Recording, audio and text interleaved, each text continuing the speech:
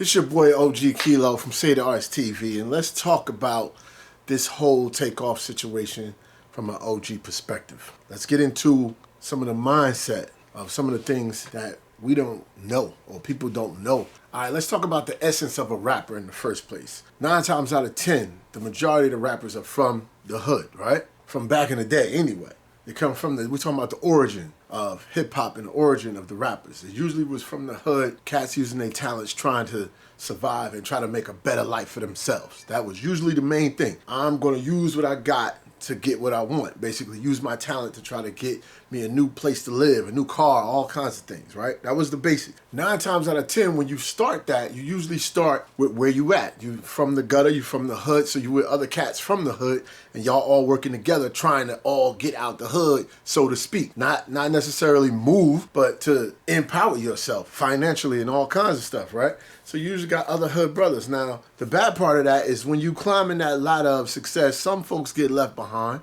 Some people drop off. Some people become gossipers or they don't believe in it, whatever the case may be. So there's a division that happens while you're going up to the top. You start off 10, 20 of y'all, and then it starts to break apart as you start climbing that ladder, right? So then you get to a point where, let's say you're successful like the Migos. You're successful where you have millions of dollars in the bank and everything is going good. You're all on a billboard, you all over the place, it's records, all kinds of stuff. Well, when that happens, you got to understand there is a great divide between rich and poverty. Not just money, but rich in your mindset and rich in your thinking, but poverty thinking. There's a divide between the poverty thinkers and the rich man thinking. The rich man might be thinking like a Kanye, might be thinking how to change the world because he got X amount of dollars to do certain things. But then you might have another person that they still just trying to get out the hood, or they just trying to get the next car, or they're at stages behind. They're where you started, basically. So, and because there is a divide between the rich and the poor minded and wealth wise, cash wise, or whatever, there has to be some sort of division. Because there is a division financially, whether with the rich and the poor, and that's talking minded right now, rich minded, poor minded, there has to be a separatism, has to be separated. Y'all can't coexist in the same exact space. A 12th grader ain't gonna hang with a freshman. Why? Because they like, I'm a 12th grader, I'm a senior. I've been where you at. I'm not living the same life you living.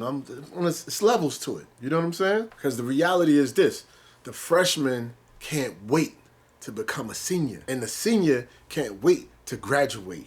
You understand? So he can have the full job. Everybody can't wait to go to that next level. So a person that's from the hood trying to get $1,000 a day is standing next to a Migo who got millions in the bank. They are not the same. You know what I mean? One person is sitting there saying, hey, what's up, man? You know, life is good to see you. Other person looking at him like, yeah, I see you. You ain't all that. Nigga, I could X, Y, and Z. I could take from you or whatever. You're not on the same page. It's like somebody told me a long time ago, while you thinking of a come up, somebody looking at you as the come up. You know what I mean? So you over there looking all up in the sky like, it's a beautiful day. I'm trying to accomplish this. And that person looking at you like, nah, you to come up. You to come up. If I take that from you, then I'm up. Now let's talk about dice games. Dice games. If you do the history on dice games, there's always been shootings, stabbings, fights over dice games. Why? Because nobody wants to lose their money. And they definitely don't want to lose their money amongst people that's their same age or same size or in the streets like them. So it becomes one of those things where you automatically go from playing a game to talking crap. Then once you talk crap too much, and if a person is losing, they're going to be like, yo, man, yo, watch your mouth. It just goes somewhere else. Watch your mouth. What you mean watch my mouth? What you saying, bro? What you saying, bro? And it escalates into something crazy. Now, that dice game we said, it was said, reported $7,000. I mean, the reality is, come on. I'm sure Quavo gave away $7,000 20 times. So it should have been smart to just take the L. I lost tonight. It's all good. I'm a millionaire. It don't matter. I'm good. That's just $7,000. Hey, had that. You got that. I'm gonna see you next time. Let that go. You know what I mean? It wasn't worth arguing to a point where you go into fight mode and then it goes into shooting mode. It's ridiculous. This happened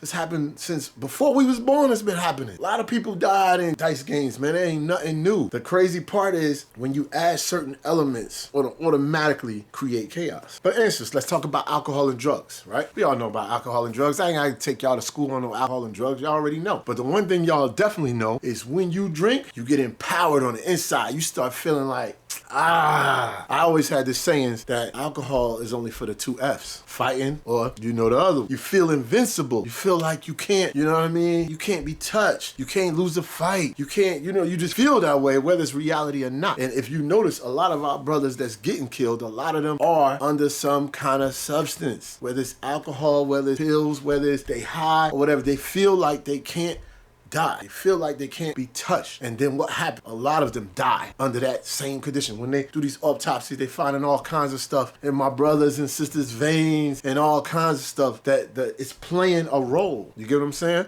So if you put the dice game with the alcohol, with the talking ish, envy and jealousy already because you're doing well and I'm not doing that well. I'm trying to be like you, but at the same time, you to come up, you combine all of that, you're going to get a great explosion, man. It don't matter who you are. The dice game ain't never cared who people were. Those two dice still went home. Not no scratch on that dice. You get what I'm saying? The people who made that dice, they got the money for the dice. They sold it to you. You use it. And this is what we use it for. History has shown this over and over again. Rappers are more safe in a 10,000 seater than they are in a 200 people club. They're more safe with 10,000 people around them than they are with 80 people around them or 50 people around them. Ain't that crazy? That's crazy. All right, where I grew up in Newark. I grew up in Brick City, Newark, New Jersey, right? And I was raised around all stick-up kids. The easiest thing to take from back then was the person who had money. It was usually the drug dealer. And the drug dealer would usually, slip up and be running his mouth, telling the girls what he got, where the stash at, all kinds of stuff. And then the girl go back to her other boo and tell him where the stuff at. Next thing you know, boom, somebody getting their house ran up in.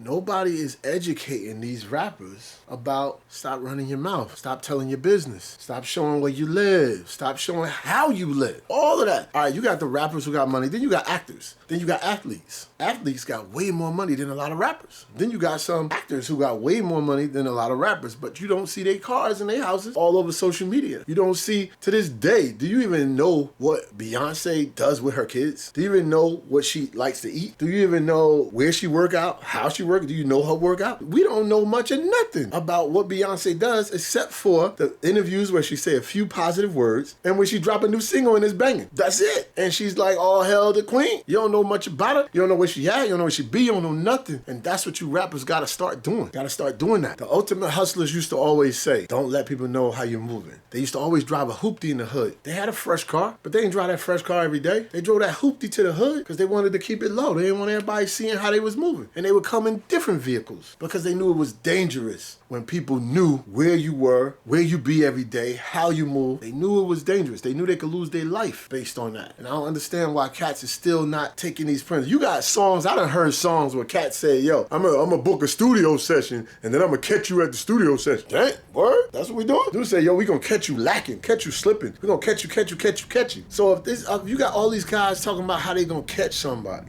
every day you gotta think about not being caught, not be in a certain place that's way more dangerous. If you saying you don't rock with that cat and these songs say no new friends, how come you always dying from a new friend? Or how come you always trusting some new cats to be around you that you don't even know like that? Because if that was a dice game with family, it would have ended with like, it would have been a family ending. You feel what I'm saying? If you don't mess with cats, then stop messing with cats. Simple as that. If you don't trust cats, don't trust cats. Period. Don't be where they be. Don't hang where they hang. Don't go to their parties. Don't go to their clubs. Don't go to their neighborhoods. Don't rock with them if you don't rock with them. Because if you really rock with them, then you got to really trust them and you got to really know them to trust them. You know what I mean? I was watching this one interview and it was an interview with Lil Durk. And Durk had like 50 cats in a room behind him. And he was sitting there and I think it was on $1 million worth of game. And I said, dang. I was just looking, I said, yo, you can't tell me that every cat in that room got love for him. I mean, they might love that he there, and they might love that party he threw, and they might love that he threw a couple bucks here and there, but you can't tell me out of all 50 of those guys, every last one of them has genuine love for that man. Like, that's my man. I will never cross him. I will never do nothing. Bruh, come on. We already know. The cat that's probably plotting on him was in that room with him. If you're a real street dude, you already know what I'm talking about. You already know what I'm talking about. And sometimes the camera could pick him out. I could look at a few faces that's sitting there looking at him like, this cat, whatever. I already know. If you real and you know the streets, you already know what I'm talking about. But yo, Rest in peace, Takeoff. I hope cats got a little bit of something from this. I'm OG Kilo from Brick City. All right, rap group OCM, songwriter that co-wrote the Miseducation, Lauryn Hill. All right, a real one, Jersey one, and I know how this street thing go. Rest in peace, Takeoff. Migos.